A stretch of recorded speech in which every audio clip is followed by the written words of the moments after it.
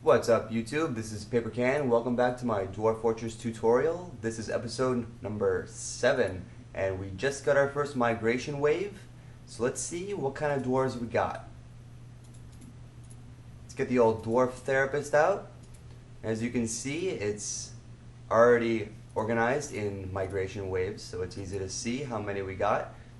But you can organize it in different ways, by profession, by legendary status, sex, happiness, and so on.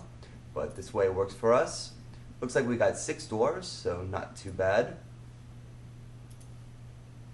Looks like one of them is a child, so they have no skills. But we got a dwarf skilled in fishing. We got a soap maker. We got a tanner. And he is also skilled in cheese making and cooking. We got a hunter. And we got someone with some skill in pressing. So, here's the fun part, where we choose what we're going to have him do. I think we're going to keep the fisher dwarf a fisher, because that's nice to have. I think I'm going to take this guy off of soap making, because we're not going to be doing that anytime soon. We're going to make him a fish cleaner and fish dissector. And the reason for having 2 different dwarves do those jobs, as opposed to your fishing dwarf also being the cleaner and the dissector, which is necessary for making them into prepared meals, is that in this game fishing actually has a very high priority. So your fisher dwarf will never actually stop fishing to prepare the fish that he's caught. So I find it works better just having 2 to cover all the fishing and the cleaning. Alright, for our next guy, he's a tanner, cheesemaker, and a cook. But I don't think we're going to be doing any of those anytime soon. We already have a cook. So I'm going to take him off of cooking, and I'm going to put him on brewing, and I'm going to take our original cook off of brewing. So now we have a dedicated dwarf for cooking and a dedicated dwarf for brewing. This guy can stay a hunter because it's a nice source of food there. And also, maybe he'll kind of help us out with our freaking Wolverine problem, so we can shoot him in the face with a crossbow instead of next time he tries to kill all our wildlife.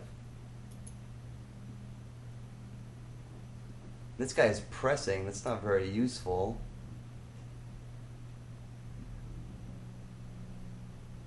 Let's make him a butcher. Now that we have a hunter, we're going to need a butcher, right? Alright, so let's go ahead and commit changes.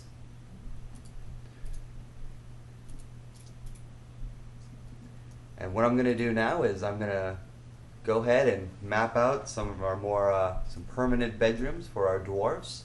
So I'm going to cut the video and I will be right back. Alright, we are back, and here is the beginnings of our living quarters.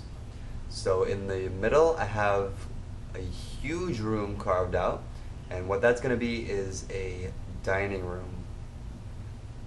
Underneath that I have stockpiles for prepared food and prepared drinks, and then on the sides we have our little rooms here.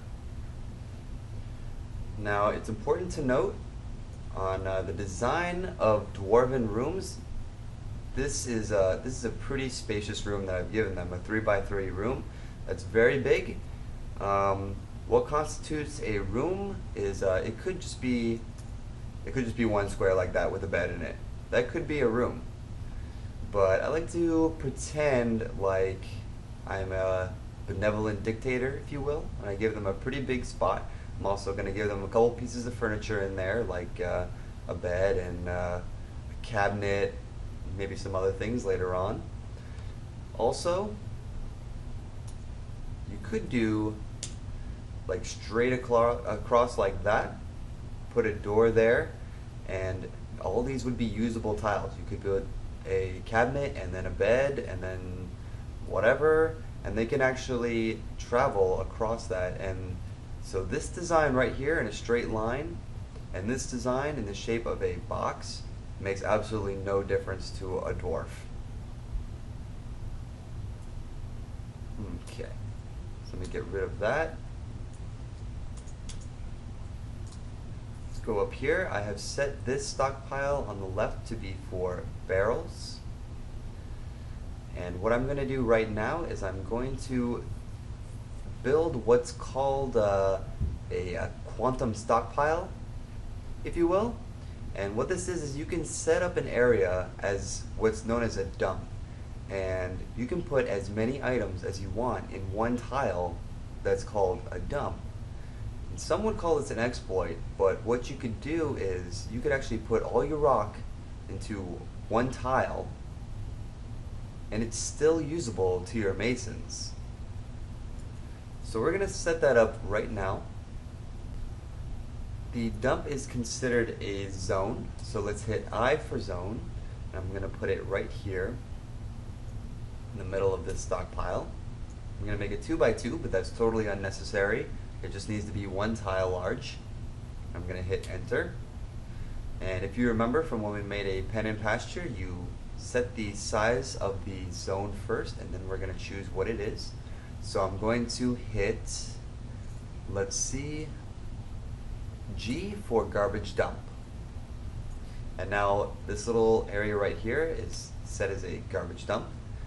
And what we can do now is hit D for designations.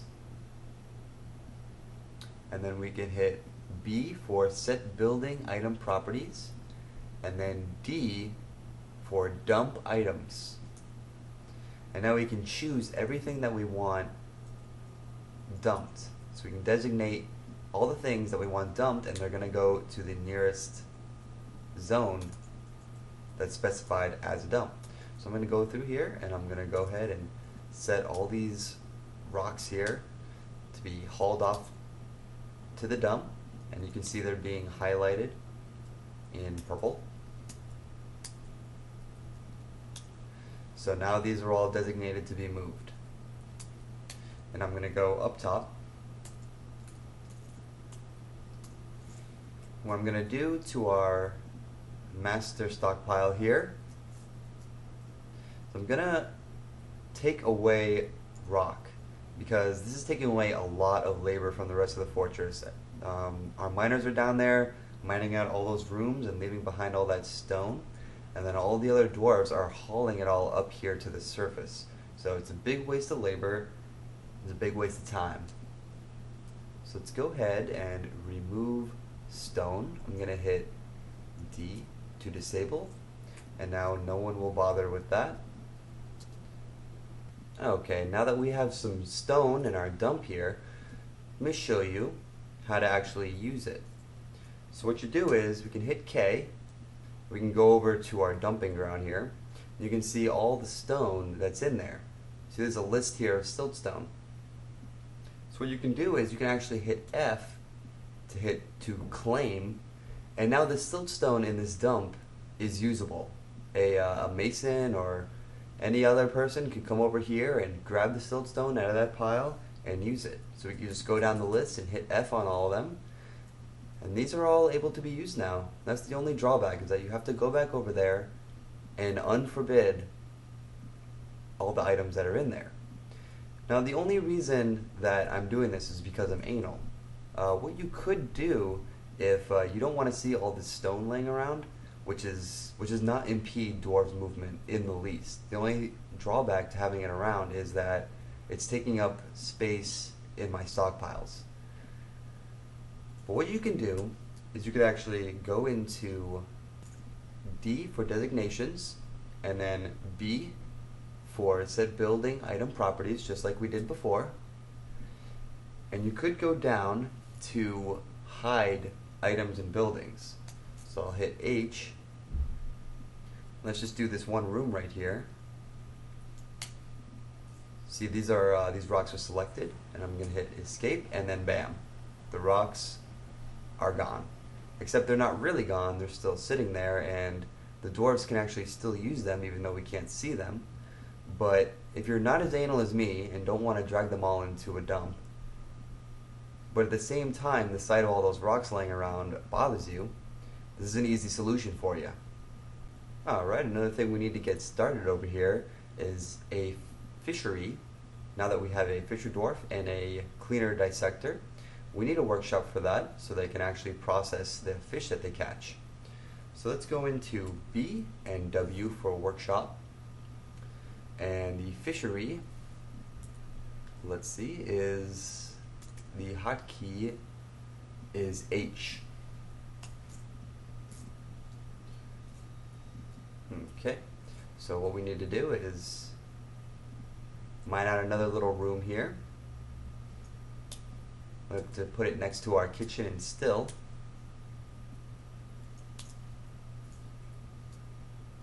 And then we can just stick a fishery right in there.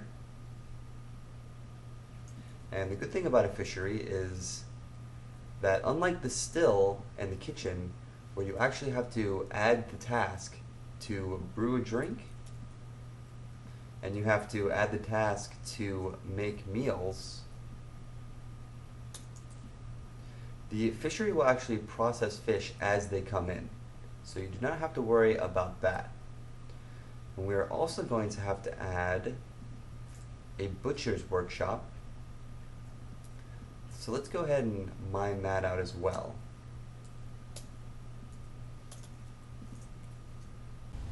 Oh my god, we have a honey badger. Okay, let's see what's going on here. Honey badger is no longer enraged.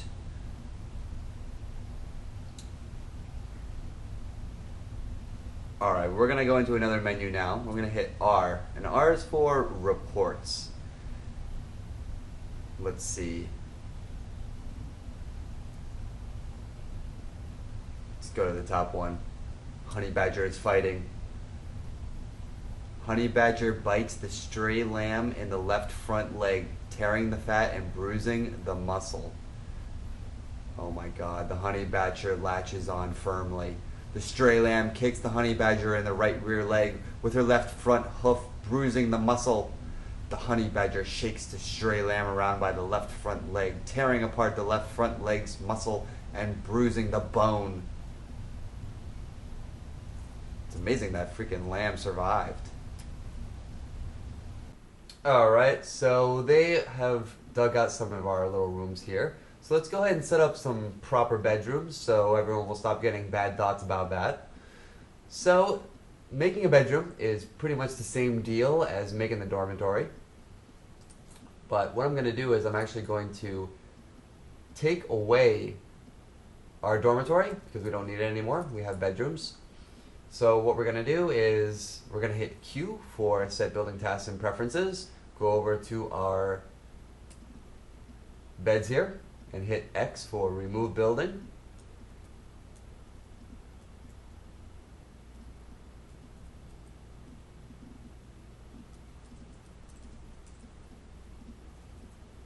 Alright. And let's go down here, hit B, and then B for bed. And I'm going to put a bed right there in the middle. And hit enter. And hit enter. And then hit B. And then put them there. And then B. And a bed. And a B bed. And put a bed. And put some more beds. And now we have 12 beds set up. So I'm going to hit U. It says I have 13 citizens, so I'm missing one bed. Oh my god, some more migrants have arrived. Okay. So let me hit F1 because I'm lost. And now we're back, and let's see what we got. Open up the old dwarf therapist here. I'm gonna hit read dwarves, and okay, we only got 2 guys. One is another hunter, but he is a great metal crafter. And then we have another fisher guy, but he has some skill in furnace operating. I think I'm actually going to leave these guys where they are right now. No, I don't need another hunter. I don't think I'm going to be doing any metal crafting in the near future. I'm going to make him another, he's going to be a mason. We need 2 masons. Okay, commit changes. And now we're back. See if they put our beds down. And they have, so let's hit Q, set building tasks and preferences. Gonna go over to our bed here. Hit R for make bedroom. And you see we can choose the size, just like before, plus and minus. But it looks perfect the way it is right now, so I'm just gonna hit enter. And then do the same exact thing on all the other beds. And that's pretty much how we're going to set up our bedrooms from now on. So I'm going to go ahead and cut the video. I'm going to let them finish out our would-be dining hall here, and I'll see you in a minute. Alright, we just got some merchants, and it says their wagons have bypassed your inaccessible site, which is actually okay with me because I didn't have anything to sell them anyway. We're going to be covering trade caravans and trading in a later tutorial, so don't worry about that. Honey Badger update. I just found the corpse of the Honey Badger, so victory is ours, but I want to see what happened, so let's go into reports. Here we go, Honey Badger is fighting. Alright, so it looks like all the way on the bottom here, I guess the Honey Badger started a fight with our horse, and it says right here, the stray horse kicks the Honey Badger in the head with her left front hoof, bruising the muscle, jamming the skull through the brain, and tearing apart the brain. So, victory is ours. Alright, our dwarves have finally finished mining out the other set of workshops over here. So I've set up a mason's workshop, and what I'm going to do is I'm going to start making doors on repeat, because I don't know if you see all these passageways here, but we are going to need 1,000,000 doors, and it's probably not necessary to have that many doors, but it always comes in handy when you have a raging dwarf, so that you could just sort of confine him to a certain room by himself, so he can't do too much damage. So D is for door. I'm going to hit R for repeat, so they can get to work on that. And here's another thing that I should mention is I'm going to go to the carpenter's workshop, and I'm actually going to make some bins. And I'm going to show you why that is in a second, once I find bins. There we are. Wooden bin is N. I'm going to put it on repeat. Now, over here, you can see all these little star-looking things. This is a stockpile that I made for gems. And it doesn't make a whole lot of sense to have one gem take up a whole tile. And what bins allow you to do is little things like gems can be stored in bins, so you can have a bunch of them take up one tile instead of just one on a single tile. So you kind of maximize your stockpile space there. Alright, we have finally set up our fishery over here, and the good thing about a fishery is that you don't have to actually go into the fishery and specify them to clean the fish and dissect the fish and whatever. So you can see on here, prepare a raw fish is already up there, and every time there is a fish that needs to be prepared, it will automatically queue the task to have it done. So our guy immediately finished construction and started working. Alright, our dining room is all mined out, and we have a couple doors, so let's go ahead and put some doors in here. Hit B for buildings and D for door. We're going to put them at these little entrances here. All we have is siltstone doors, and D.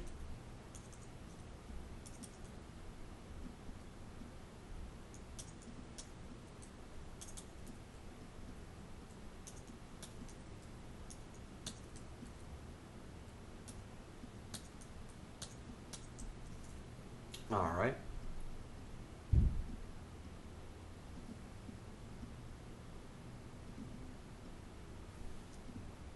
Let's see if my table's done yet. Alright, finally built my table. So I hit B to go into the buildings menu and T for table. And I'm going to start right here.